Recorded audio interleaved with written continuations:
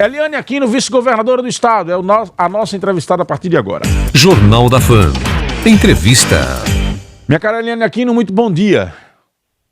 Bom dia, Narciso. Bom dia a todos os ouvintes. Bom falar com você, né, Narciso? Satisfação recebê-la aqui no Jornal da Fam.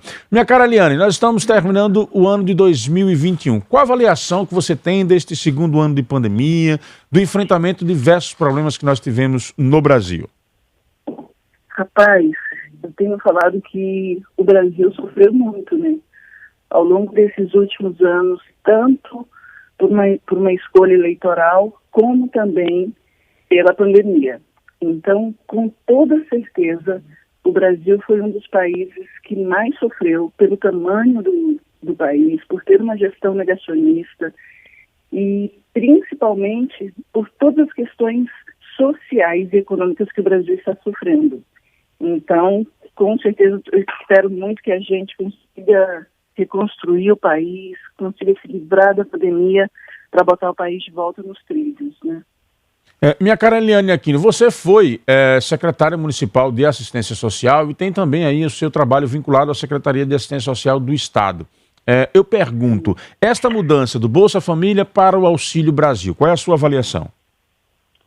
Na realidade, a gente precisa entender o seguinte, que não é um programa que está substituindo o Bolsa Família, não é um Bolsa Família continuado, não é. O Bolsa Família acabou essa família. E o que nós temos é um programa que literalmente significa uma transferência de renda até dezembro de 2022. Nós tínhamos lá no governo Lula, nós tínhamos uma média de quase 60 milhões de pessoas que eram atendidas.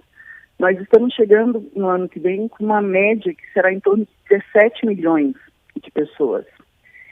E com todas as condicionalidades que o programa Bolsa Família tinha, que inclusive por conta dessas condicionalidades melhorou a vacinação das crianças, melhorou o acesso das crianças às escolas, nós diminuímos muito o trabalho infantil por conta do Bolsa Família.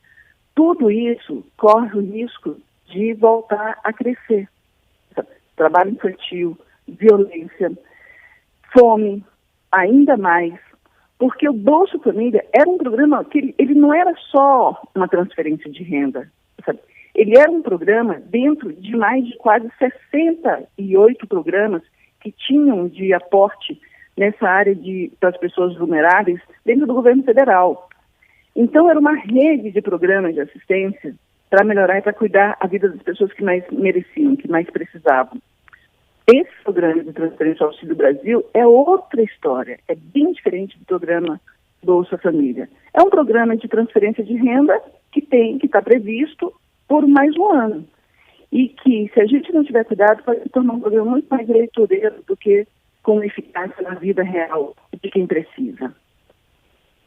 Você disse que é um programa muito mais eleitoreiro, por quê? Você acha que as pessoas ficarão na dependência? Essa mesma acusação os opositores de Lula faziam ao governo do PT. É o que eu estou falando para você. Assim, quando a gente tinha um programa Bolsa Família, que era um programa que tinha dentro de um mapa de leques de programas que haviam no governo federal. Na hora quando a gente tinha, desde da infância, da agricultura familiar, para os catadores, nós tínhamos uma rede de programas que a porta de entrada era o NIS, que era o cartão. Era o número que você tinha de atendimento para você ser atendido nos serviços de assistência. A partir disso, na hora quando a gente tira essas condicionalidades, que a gente não tem um acompanhamento real, que é simplesmente uma transferência de renda, os estados e os municípios, Narciso, perdem o controle total desse auxílio. Na hora quando as pessoas forem cortadas, na hora que as pessoas forem adicionadas, que baterem na porta do município, o município não poderá dar informação nenhuma pela forma como está sendo feito. A pactuação federativa que era entre governo federal, estados e municípios, isso não está existindo. Os estados e os municípios não conseguiram participar, seja com controle da sociedade civil, seja com as reuniões que nós tínhamos deliberadamente das CIBs, sabe, das CITES, que são as reuniões que acontecem tanto dos estados com o governo federal, como dos estados com os municípios. Isso tudo foi deixando de existir. O controle social da população que participava muito fortemente nas nossas gestões, a gente já não consegue trazê-los mais em nível federal. Então, é algo que a pactuação federativa dos 3 entes federados, que é extremamente necessário para desenvolver o país, principalmente para os municípios, que é quem está nas pontas e que faz o atendimento direto a essas pessoas, a gente não vamos conseguir atender, porque está tudo centralizado no nível nacional e a população vai ficar muito sem informação, assim também como os municípios. Então, é muito difícil a gente falar que não é um programa que está com um olhar muito eleitoreiro, porque não tem todo um sistema, não tem todo um controle, não tem a participação, não tem a participação dos gestores municipais e estaduais. Está sendo uma decisão que é tomada em nível federal e executada, acho. Eliane? Oi. Agora sim, retornou, agora sim, perfeito. Estamos entrevistando aqui no Jornal da Fã, vice-governadora do estado, Eliane Aquino. Ela está conversando conosco, fazendo um balanço aí do ano de 2021. Você está saindo agora para o trabalho ou está a caminho? Então vou começar o seu dia com uma excelente notícia. Chegou a hora de conhecer o Urbanos Luzia, o último empreendimento da construtora sede no bairro Luzia, um condomínio exclusivo com opções de 2 ou 3 quartos e até 2 vagas de garagem, perto do shopping, escolas, conveniências e outros. Esse é realmente um projeto que tem condições especiais e todo o conforto Celi. Ideal para quem procura comodidade de viver em um dos melhores endereços da cidade. Pode parar um pouco e anotar esse nome, Urbanos Luzia, um Celi onde a cidade acontece ao seu redor. Saiba mais em celi.com.br/urbanos ou telefone 3217-9693. Minha cara Eliane Aquino, hoje aqui na nossa sede, nós estamos fazendo uma ação que é a distribuição de 1.500 cestas básicas, uma ação social que sempre acontece, todos os anos, e que este ano teve a parceria da Rede Mais, foi assumida aí pela Rede Mais e também pelo CEINFA, que é a ONG mantida aqui pelo Grupo Miro Santos. Eu lhe pergunto, você teve no início do ano uma campanha de arrecadação de cestas básicas junto aí à Secretaria de Assistência, foi um movimento que você coordenou. Qual o balanço que você traz desta ação solidária? Olha, a Solidarize-se nós fizemos isso em parceria com o empresariado sergipano, com a sociedade civil. Nós tivemos elas em 3 etapas, em 3 momentos. Desde o início da pandemia, nós fomos entrando em contato com os empresários, pedindo a ajuda da população, o próprio governo, e nós executamos essa entrega em 3 etapas. Então, foi algo muito importante, porque foram mais de 87 toneladas de alimentos arrecadados nessas etapas, e que isso foram mais de 5.500 kits de alimentos das 2 primeiras, e na terceira a gente conseguiu distribuir mais de 4.500 cestas básicas em diversos pontos do estado. Então foi uma campanha muito forte que, se a gente não tivesse conseguido o apoio da sociedade, o apoio dos empresários sergipanos, a gente não teria conseguido. Mas foram mais, quando a gente coloca as 3 etapas, a gente chegou em torno assim, de umas 10 mil unidades, que a gente não dá para chamar tudo de cestas básicas, porque a gente, no final, a gente já não conseguiu mais as cestas completas, montamos kits, mas ao todo foram em torno de 10 mil entregas, 10 mil famílias contempladas. E que é muito importante, né? Porque assim, nesse momento que a gente vê que o país voltou para o mapa da fome, onde nós estamos um grande índice de pessoas desempregadas, você ter uma cesta dessa que ameniza a fome das pessoas é extremamente importante. Verdade. E aí parabenizo a vocês também pela campanha de vocês. Valeu, muito obrigado. Estendo esses parabéns aí a toda a direção do Grupo Miro Santos. Minha cara Eliane Aquino, Magna Santana tem uma pergunta para fazer. Fique à vontade, Magna. Obrigada, Narciso. Bom dia, Eliane. Narciso, só fazendo aqui o registro, viu? A gente está aqui do lado de fora, na porta. Muita gente chegando, mas de forma está muito organizada. Está toda a equipe aqui voltada para fazer essa entrega. Juntou todo mundo e está realmente assim, muito legal, tudo muito tranquilo. Eu não sei se a gente fala agora com o pessoal que está aqui ou já fala depois, tá? Você aí decide. Logo depois da entrevista com a Eliane, a gente vem com todos os detalhes aí, Magna. Ah, então pronto, então tudo bem. Então meu questionamento à vice-governadora, bom dia Eliane, já te desejando um Feliz Natal. Bom dia, querida. Para você também. Eliane, ela...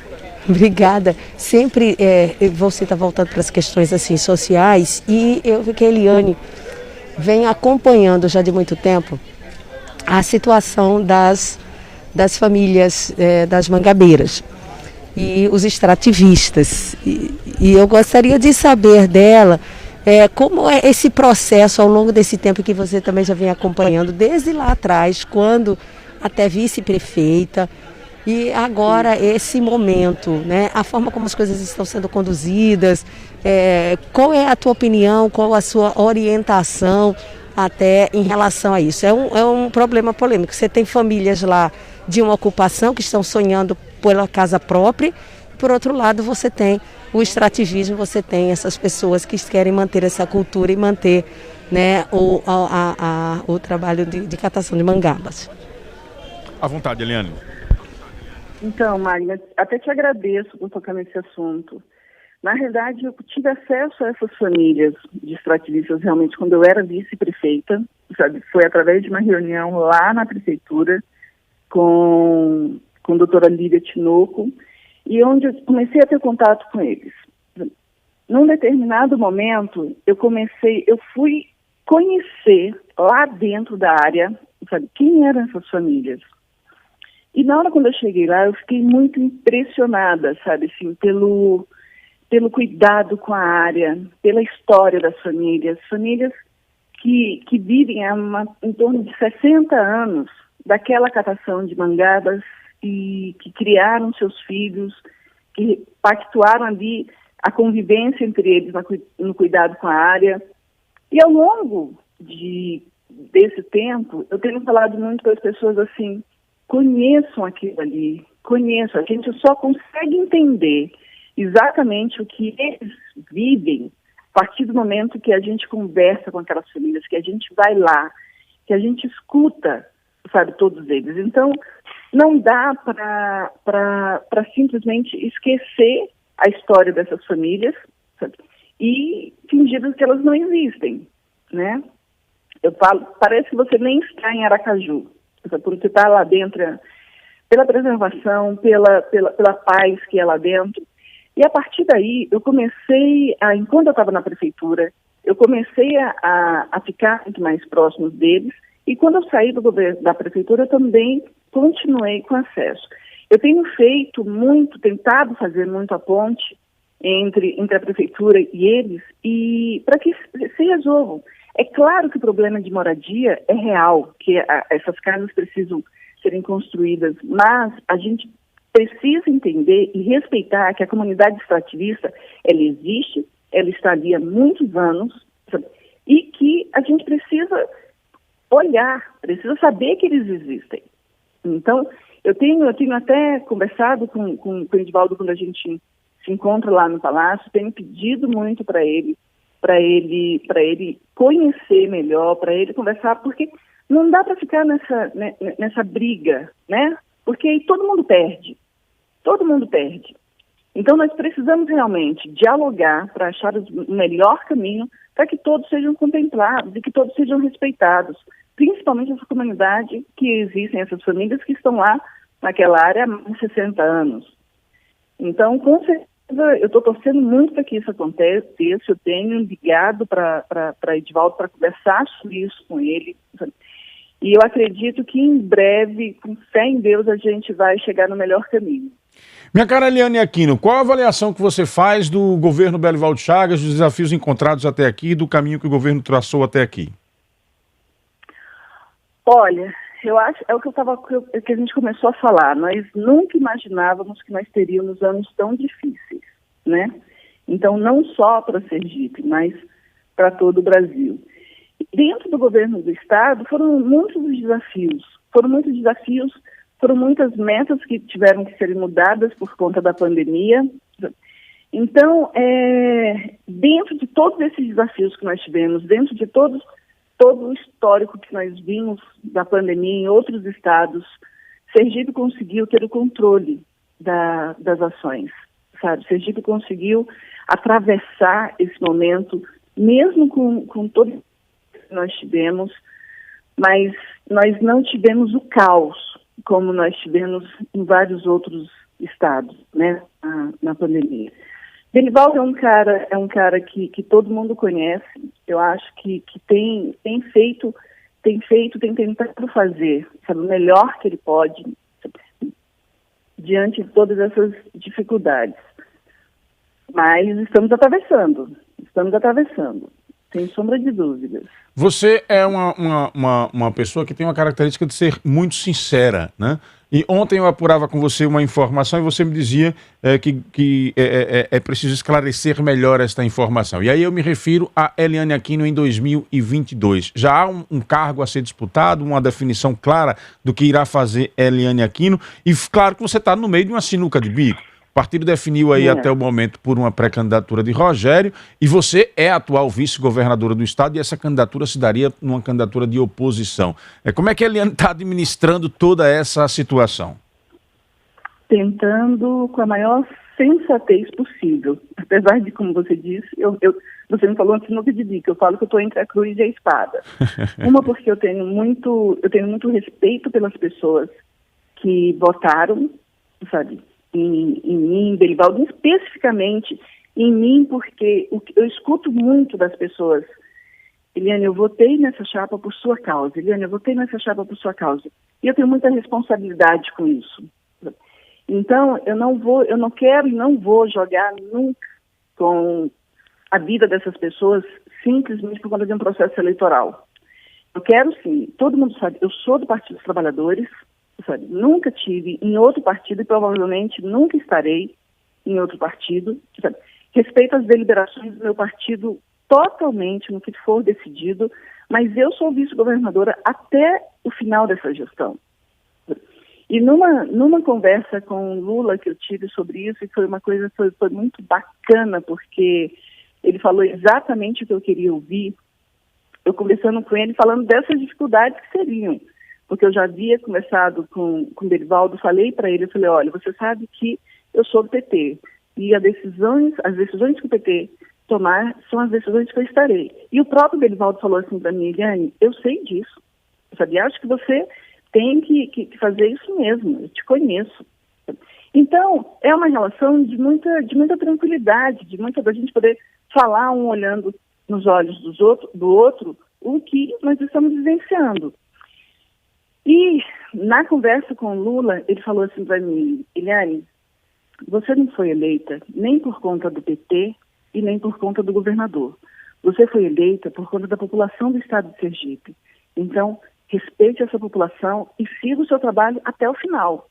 Eu falei: é exatamente isso que eu farei. Enquanto eu estiver lá, eu vou cumprir até o último dia com todo o respeito que eu puder pela população. Mas sem abrir espaço, sem abrir mão do meu partido. Eu não tenho nenhuma condição e nem quero, sabe, de tomar nenhuma deliberação fora do meu partido. O meu partido é o Partido dos Trabalhadores.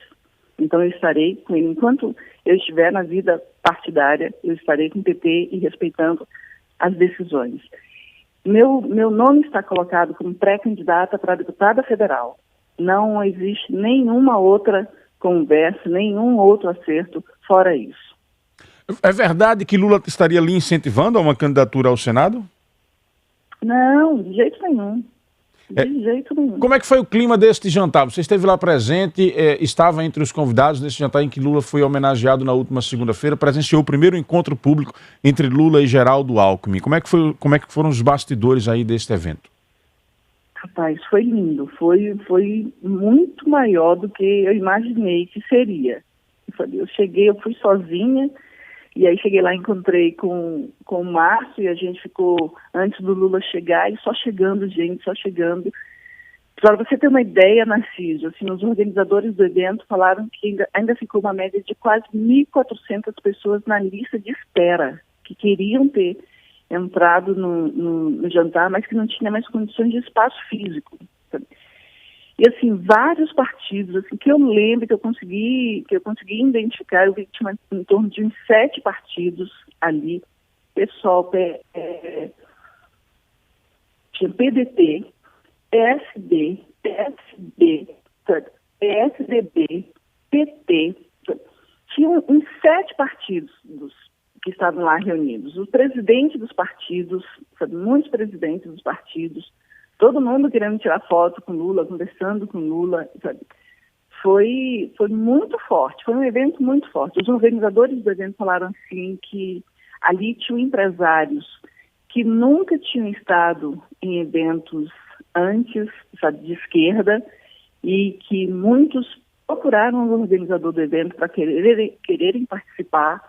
Então, eu acho que todos esses simbolismos que o Lula tem vivenciado, sabe, seja ele nas viagens internacionais que ele tem feito, que ele tem visto que o Brasil ainda carrega muito o respeito internacional, quando, como a gente estava falando, o Brasil está virando a pátria do mundo, não é.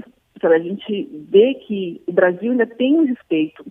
Quando o Lula chega nos locais, sabe, ele traz esse respeito, ele traz essa confiança novamente para o Brasil.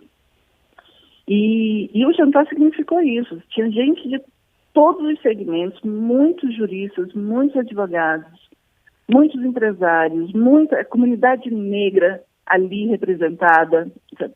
Foi um evento muito forte, muito bacana.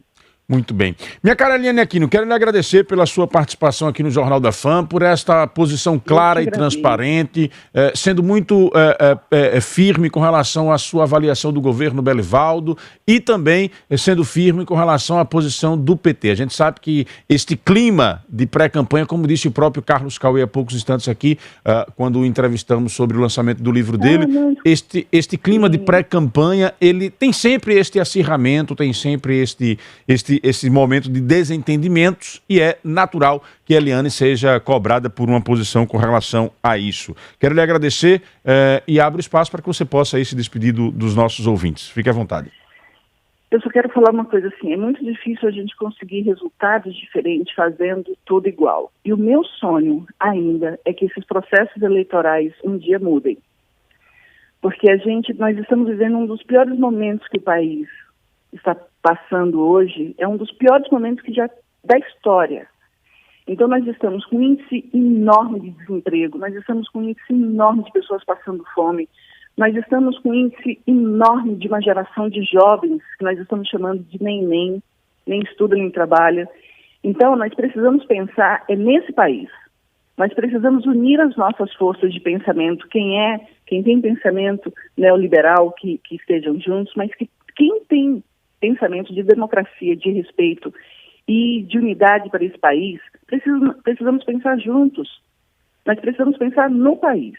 E é isso que eu sonho, que eu quero muito, sabe, que nós tenhamos consciência nos processos políticos, nos processos eleitorais, para a gente pensar no nosso Estado, pensar no nosso país. Dito isso, eu quero me despedir desejando um Feliz Natal, sabe, cheio de saúde para toda a população. Quero mandar um grande abraço a todas as pessoas que perderam seus entes queridos pela pandemia, ou seja, por qualquer outro motivo, que estarão passando o Natal longe das pessoas amadas. E quero desejar muita saúde à nossa população, muita força, muita luz e muito juízo também para votar. Ano que vem nós teremos um ano eleitoral e que, quando a gente reclama dos candidatos que ali estão, a gente precisa lembrar que a mão que tecla a urna para votar é a nossa. Então, que a gente vote com a consciência de cada um, que não seja levado por outras pessoas, que não vote porque fulano ou beltrano manda, mas que cada um tenha consciência no seu voto. Na hora que cada pessoa, Narciso, tiver essa consciência, a gente muda. A gente muda e a gente vai mudar para melhor. Então, Feliz Natal, muita saúde e paz a toda a população de Sergipe. Muito obrigado, minha cara Eliane Aquino, por este papo aqui no Jornal da Fã.